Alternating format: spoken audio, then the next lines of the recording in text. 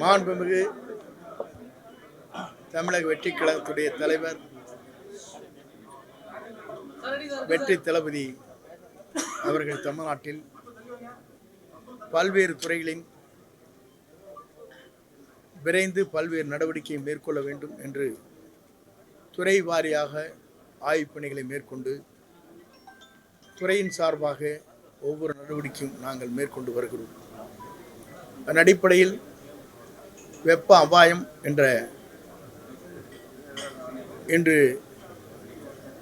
ஆய்ந்து அதற்கான கருத்துக்களை பரிமாறுவதற்காக இங்கே ஒவ்வொருடைய கருத்துக்களையும் கேட்டறிந்து எப்படி மக்களை பேணி காப்பது, மக்களுக்கு இந்த வெப்பத்தால் ஏற்படுகிற பல்வேறு நோய்கள் வராமல் தடுப்பது, முதியோர்கள், குழந்தைகள், ஊனமுற்றோர்களை எப்படி பேணி காப்பது, தொழிற்சாலைகளை எப்படி வேலை செய்கின்ற தொழிலாளிகள், கட்டட தொழிலாளிகள் இரவு நேரங்களிலே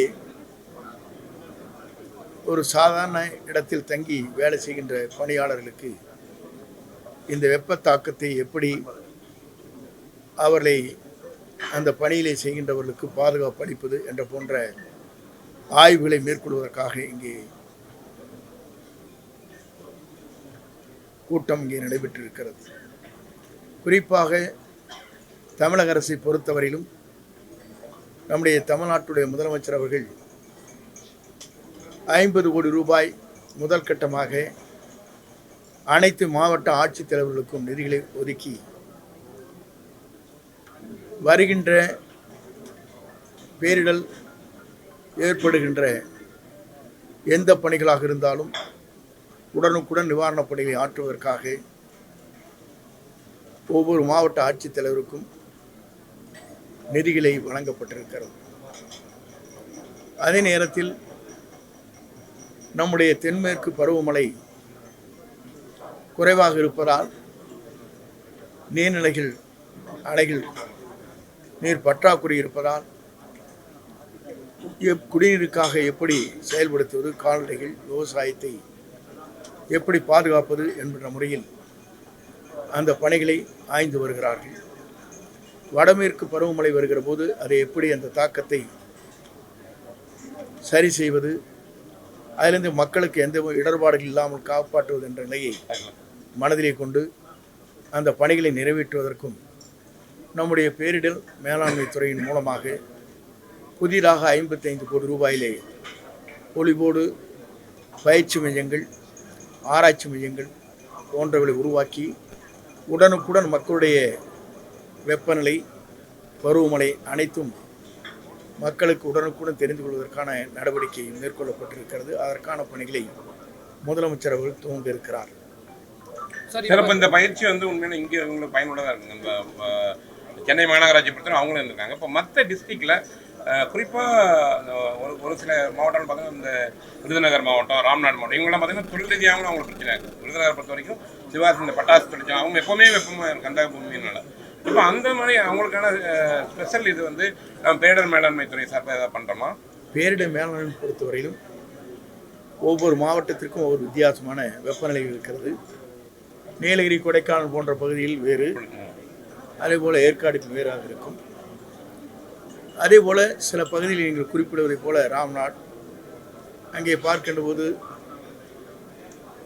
ராம்நாடு, விருதுநகர் போன்ற பகுதிகளில் நீங்கள் சொல்வதை போல வெப்பநிலை கூடுதலாக இருக்கும். புதுக்கோட்டை போன்ற பகுதியில் என்றைக்குமே மழை குறைவாக இருக்கின்ற பகுதிகளாக அந்த பகுதியில் இருக்கிறது. அதற்காகத்தான் இது போன்ற கருத்தரங்கள், கருத்துக்களை கேட்டு மாவட்ட வாரியாக மாவட்ட ஆட்சித்தலைவருடைய பரிந்துரையின் பேரில் முதலமைச்சருக்கு பல்வேறு கடிதங்கள் அனுப்பப்பட வேண்டும். என்ன நிலை இருக்கிறது என்பதை முதலமைச்சர் ஆய்ந்து வருகிறார். ஒவ்வொரு மாவட்ட ஆட்சித்தலைவருக்கும் உடனடியாக நாள்தோறும் என்ன நிலைமையில் இருக்கிறது என்பதை நாள்தோறும் ஆய்ந்து வருகிறார், ஆய்வுப் பணிகளை மேற்கொண்டு வருகிறார்.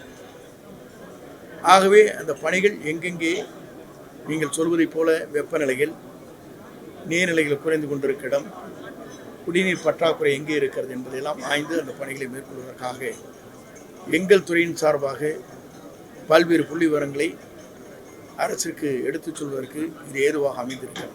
மேகதாது அணை கட்டுவதற்கு தமிழக அரசுடைய அனுமதி தேவையில்லைன்னு சொல்லி நேற்று பார்லிமெண்ட்ல மத்திய இணையமைச்சர் நீர்வளத்துறையில பதில் கொடுத்திருக்காங்க. இது தமிழக அரசு எப்படி எதிர்கொள்ள போகுது? முதலமைச்சரும் வரக்கூடிய திங்கட்கிழமை போறாரு. தமிழ்நாட்டை பொறுத்தவரை இது போன்ற கருத்துக்கள் அடிக்கடி கேள்விகளாக கேட்கப்பட்டு வருகிறது. தமிழ்நாட்டுடைய முதலமைச்சரை பொறுத்தவரையிலும் அவருடைய கனவிலே இருப்பது காவிரி டெல்டா பகுதியுடைய நீரை, மழை நீரை வெள்ளம் பெருக்கெடுத்து வருகிற போது அது வருகின்ற நீரை மேகதாது அணை போன்ற அணைகளை கட்டுவது ஒரு செங்கல் கூட எடுத்து வைப்பதற்கு அனுமதிக்க மாட்டார்.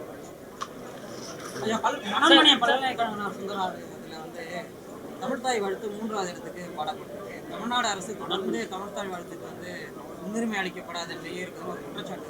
இல்லை, எங்களை பொறுத்தவரையிலும் ஆளுநரை முதலே தமிழ்தாய் வாழ்த்து பாடியதற்கு பிறகுதான் ஆளுநர் உரை ஏற்பட்டது என்பதை நீங்கள் அறிவீர்கள். ஏதோ ஒரு இடத்திலே நடைபெற்றது, இப்போ திடீரென்று கேட்கிறீர்கள். அதற்கான இந்த துறையினுடைய உயர்கல்வித்துறை அமைச்சர் அதற்கான பதிலை அளிப்பார். வடிகால் பணிகள் சென்னை முழுவதும் நடைபெற்று வந்தது. அது முழுமையா முடிவடைஞ்சிருக்கா? வடகிழக்கு பருவமழையை சென்னையில எதிர்கொள்ள நம்ம என்ன மாதிரி அந்த பணிகள் முழுமையா முடிஞ்சது? ஏன்னா அவங்களே 80% இல்லை விரைவாக அந்த பணிகளை நகராட்சி மற்றும் நெடுஞ்சாலைத்துறை, பொதுப்பணித்துறை சேர்ந்து அந்த பணிகளை வேகமாக செய்து கொண்டிருக்கிறார்கள். இன்னும் 2-3 மாதங்கள் இருக்கிறது. ஆகவே நீங்கள் பொறுத்திருந்து அந்த கேள்வியை கேட்கலாம். பாதிக்கப்பட்டவங்களுக்கு கொடுக்கப்பட்ட பணியாணை நிறுத்தி வைக்கப்பட்டிருக்கு. அதுல தமிழ்நாடு அரசுடைய நிலைப்பாடு பரிசீலிக்கப்பட்டு கொண்டிருக்கிறது. ஏற்கனவே அதுக்கு சர்ச்சை வந்துச்சுங்க சார்.